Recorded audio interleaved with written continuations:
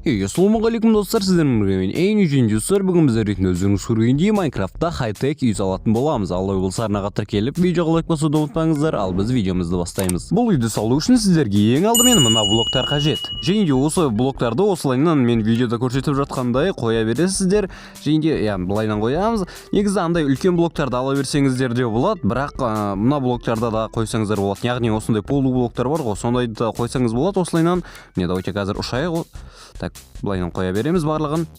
Так, және де достар, шетіне тағы да осылайынан қоямыз. Осындай болып шығу керек. Сіздерде ең басында, содан кейін мынандай плита из дуба дегенді тағы да аламыз да, мына жерге тағы да қойып шығамыз. Және де ол достар 6 блок қойып қоясыздар, және де үстіне тағы да қоясыздар осылайынан. Және де мына жағына келеміз да қазір. Және де мына жағынан саламыз достар. Қазір үй салуды жалғастырамыз осы жағынан. Қазір енді бізге достар былайынан салу керек. Так, давайте, ойбай, мынау қойып кетті. Қазір осындай көк айнаны қойып шығамыз. Достар, осылайынан қоясыздар көк айнаны. Былайдан және де осы жаққа қайрылтырасыздар. Ол жаққа да 6 блок қоясыздар. Және де мына жерге қазір қою оңайсыз болады. Сондықтан да давайте төбесіне қойып шыға берейік осылайынан. Міне достар, үйдің шатырын осылайдан белый бетоннан жасайсыздар. Сол кезде сіздің үйіңіз әдем көрінетін болады. Қазір достар, соңында көресіздер, үйіміз деген кәдімгідей өте әдем шығу керек. Негізінде, соған үміттенемін. Негізінде мен әр видео сайын айтамын, мен үй салуды білмеймін деп, енді осылайынан үй салып көрейін деп шештім. Әдем шығады деген үміттемін. Давайте мына жаққа да қойып шығайық қазір. Так, мына жеріне осылайынан қоямыз. Так, не өп кетті достар, қатып жатыр енді. Майнкрафт негізі телефондағы Майнкрафт өте жаман қатады, соны білетін шығарсыздар. Үшін дейтін жарайды достар, не болса да енді жалғастыра берейік видеомызды. Мына жерге терезелерді қойып шығуды жалғастырамыз. Осылайынан достар, көк терезе алыңыздар. Міндетті түрде, өйткені көк терезе немесе қара болса, көк пен қараның екеуінің біреуін алыңыздар, басқалар әдем көрінбейді. Үшін дейтін сол екеуінің біреуін алыңыздар. Сол кезде сіздің үйіңізде әдем көрінетін болады. Және де достар, қазір мына жерге осылайынан айна қоямыз. Осылай ортасында болу керек айна деген. Және де былайынан айна, және де ана жаққа ұқсатып, айнаны екі айна қылып қоюдың қажеті жоқ. Жай ғана бір айна болса жетеді достар бұл жерде. Яғни бір ғана терезе жетеді. Және де осылайынан қазір кішкентай қылып қоясыздар. Көп керек емес ол айналар. Терезелер достар, кешірім сұраймын қателесіп жатқаныма. Және де ортасына осылайынан ешнәрсе қоймай айнаның өзін жалғастырып кете бересіздер. Былайынан шығу керек. Негізінде үйіңіз дейтін достар сіздердің қатты үлкен болмайды, және де қатты кішкентай да болады деп айта алмаймын. Негізі хай-тек үй деген ең жақсы үйлердің бірі ғой. Андай тым қымбат материалдар да кетпейді, тым қалай айтсам болады екен, тым арзан да материал емес. Үшін дейтін кәдімгі оңай табылатын материалдармен выживанияда да сіз бұл әдемі үйді оңай сала аласыз достар. Сондықтан да бұл хай-тек үй мен үшін ең әдемі үйлердің бірі. Ең қатты ұнайтын үй. Негізі мен творческийда болсам да осы үйді салатын едім, өйткені маған хай-тек үй басқаларына қарағанда өте қатты ұнайды. Басқа үйлерге қарағанда, мысалы бір орта ғасырлық үйлер деген сияқтылар бар Майнкрафтта, бірақ әрине олар маған қатты ұнамайды. Маған хай-тек үй ең қатты ұнайтыны осы үй өречі. Үйімізге қайтадан оралайық. Енді достар, біздің үйіміздің осылайынан терезелерін қойып бітіргеннен кейін біз әрине үйіміздің осылайынан екінші қабатына көшеміз. Яғни екінші қабатының осындай полын саламыз. Осындай полу блоктардан саласыздар достар үйіңіздің полын. Және де мына жерден осылайынан баспалдақ қылып кетсеңіздер де болады. Негізі қойып кете салғандарымыз дұрыс деп ойлаймын. Енді так, не болып қалды. Былайынан қоясыздар достар, және де былайынан. Осылайынан қоясыздар да, және де былайдан шығып түсіп жүре берсеңіздер болады. Енді достар, давайте қалған нелерін үйдің екінші этаждың полын салып тастайық достар. Осылайынан сала бересіздер барлығын. Оңай негізі достар, бұл осындай блоктардан салатын болсаңыздар, негізінде давайте барлығын қойып шығайық. Маған қазір өзіме ыңғайлы қылып қоямыз достар. Сіздер олай қылып қоймасаңыздар да болады. Сіздер де өздеріңізге ыңғайлы қылып қоя беріңіздер. Яғни осыларды қоюдың әртүрлі тәсілдері бар. Осындай блоктарды, оларды да өздеріңізге ыңғайлы қылып қоя бересіздер. Әрине одан ештеңе өзгермейді деген ойдамын. Ештеңе өзгермейді ғой енді, қалай айтсам.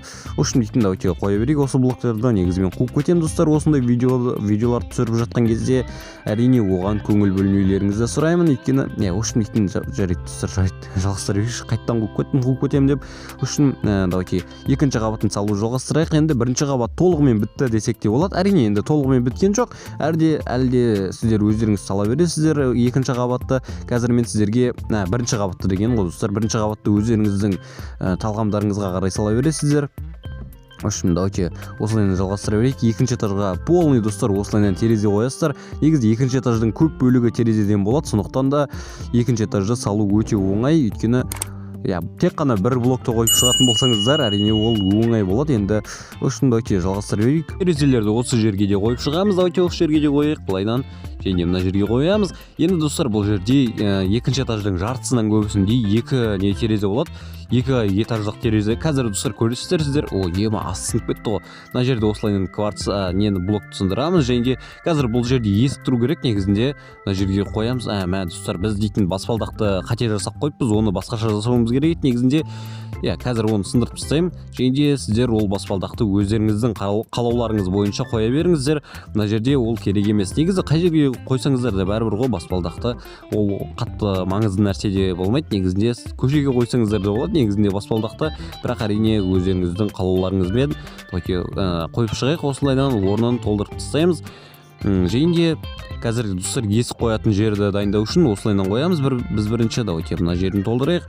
Және де екінші шетін давайте осылайынан және мына жерге осылайынан қоямыз да. Енді осындай айтпақшы достар, осындай қара есік алыңыздар, әйтпесе басқа есіктер вообще әдемі көрінбейді. Біздің Хайтек үйде басқа үйлер негізі басқа есіктерді қойса да болады. Мен басқа ютуберлерден көрдім басқа есікті қойып жатқанын, бірақ әрине ол маған ұнаған жоқ. Сіздерге ұнаса қоя беріңіздер. Енді ол әркімнің талғамына байланысты. Сондықтан да өздеріңіз білесіздер. Енді осылайынан блоктарды тағы да қойып шығамыз достар. Міне осылайынан қоясыздар. Және де мына жерге былайынан қоямыз. Есіктің төбесінде осылайынан аппақ блокпен жауып тастайсыздар.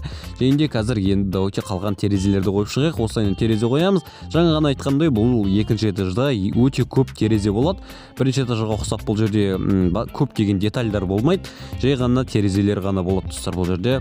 Терезелер жаңағы ағаш деген сияқты үшін дейтін кішігірім заттар барлығы бірінші этажда негізі сондай болған сияқты ғой. Жарайды, жалғастыра берейік. Енді екінші этаждың достар біз дейтін осындай төбесін саламыз, яғни шатырын десек те болатын шығар, білмеймін енді шатырға келе ма, мынау келмей ма. Осыны дейтін осыны сала береміз. Қазір давайте барлығын толтырып шығайық. Мына жерге қоямыз, және мына жерлерге давайте барлығын қоямыз. Бұл жерде екінші этажды негізі толтыру оңай ғой, осылайынан жай ғана қойып шыға саласыздар. Және де екінші этажда достар менің ойымша ұйықтаған жақсы деп ойлаймын, өйткені барлығы әдемі ғой екінші этажда. Бірінші этажда жай ғана заттарды қойып қоясыздар, жаңағы печка деген сияқты заттардың барлығын бірінші этажға қойып қойсаңыздар болады. Әрине өздеріңіз білесіздер, енді оны қалай қойсаңыздар да. Давайте мына жерге қоямыз. Енді астына түсейік та. Міне достар, біз уже салып тастадық екінші этаждың төбесін. Үшін мына жерге әртүрлі нәрселерді қойсаңыздар болады. Бұл жай ғана балкон. Достар, үйіміз деген кәдімгідей әдемі шығыпты. Мен бұндай үй саламын деп ойламаған едім негізінде. Жарайды, енді үйіміздің достар бірінші этаждың полын салу керек. Екінші этаж салып тастаппыз ғой біз. Сразу екінші этаж негізінде бітті десек те болады достар. Давайте есікке кіретін жол істеп қойық, әйтпесе үйдің алды барлығы осындай жер болып шықса әдемі болмай қалады. Давайте қазір енді достар біз жолды жасаймыз. Дейтін қазір мен осы жерлердің барлығын бітіремін.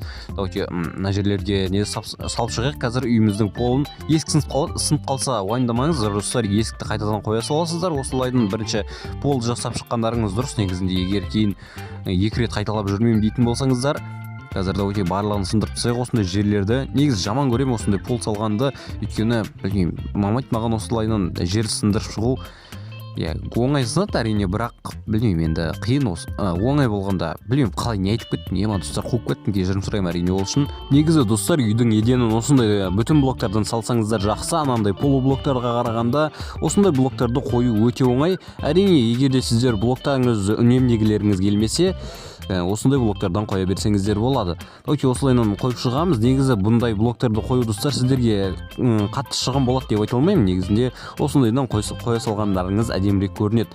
Бірақ әрине екі есе қымбатырақ келуі мүмкін сіздерге, бірақ бұл қатты қымбат нәрсе емес қой. Енді жарайды, осылайынан қойып шығайық достар.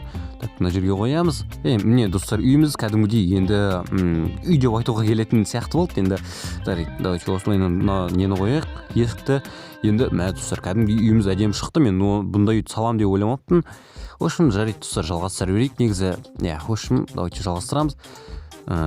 былайынан тағы да қоямыз, осындай жол істеп қоямыз достар. Негізі сіздер осы жолды өте үлкен қылып істесеңіздер де болады, өйткені сіздерге басқа жерлерге баруларыңыз мүмкін. Сіздер мүмкін тұзақ істеп қойсаңыздар да болады достар осы жолға. Егер де сіздер достарыңызбен ойнайтын болсаңыздар, тұзақ істеп қойсаңыздар болады осы жолға. Ендігі кезектегі нәрсе достар бізде ол бассейн. Бассейнді жасау үшін мына жерді тағы да тазалап шығамын, және сол жерге әдемілеп бассейн салатын боламыз. Міне достар, мен мынаның ішін толығымен тазалап бітірдім. Әрине енді кішкентай болып қалды, сондықтан да астына тағы да бір блоктан қазамыз да және бассейнімізді сала береміз. Бассейн достар өздеріңіздің қалауларыңызға қарай үлкен қылып салсаңыздар да болады негізінде, бірақ үлкен болса мүмкін келіспей қалуы мүмкін. Енді өздеріңіз көресіздер ғой. Жарайды, осылайынан салуды жалғастырайық. Давайте осылайынан саламыз. Негізі мен бағанадан бері сіздер салатындай қылып айтып жатырмын, сіздер салсаңыздар болады деп. Осы үйді салмауларыңыз да мүмкін ғой, өйткені біреулерге ұнамай қалуы мүмкін осындай осындай үйлер, яғни қалай айтсам болады екен, осындай әдем, білмеймін достар, енді мен үшін ғана әдем сияқты осындай үй, өйткені мен өзім бірінші рет бұндай үй салып тұрмын. Үшін достар, келесі видеода қандай үй салсам болады, егер де осы видео сіздерге ұнаса, мен тағы да үй салатын боламын. Комментарийға жазып кетіңіздер, қандай үй салсам болады екен мен осы видеоларда. Және достар, міне осындай үй шықты, бізде әдем деген ойдамын. Ошым, ана қатар келіп видеоға лайк басуды ұмытпаңыздар. Сіздермен бірге болған мен Эйни. Ошым, давайте.